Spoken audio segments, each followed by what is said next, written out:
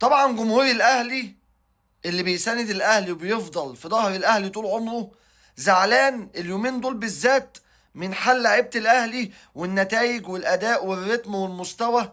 واللي احنا مستغربين ان الاداء ده مش من فتره صغيره، ده من وقت كاس العالم للانديه اللي فات، ومن بعد ما جبنا كل الصفقات اللي محتاجينها واللي مش محتاجينها، واللي في بعض الناس بتقول اللي هو كيد، واللي هو بتاخد من المنافس اي حاجه سواء محتاجها او مش محتاجها، وان ده كان سببه ان بوظ لك اوضه اللبس بسبب العقود الكبيره والضخمه اللي معظم لعيبه الاهلي بتقول احنا عايزين زيها، ومن وقتها والدنيا بايظه خالص.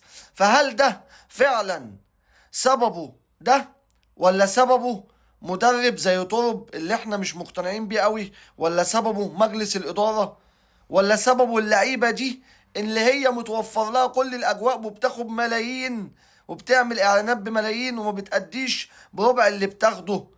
فاحنا هنا عايزين تقول لنا رأيك، ده سببه ايه؟ وده اللي احنا مستغربينه، اللي احنا معقولة بنتنشأ على اللي احنا نكسب ماتش او نعمل اداء او نقدم نتيجة؟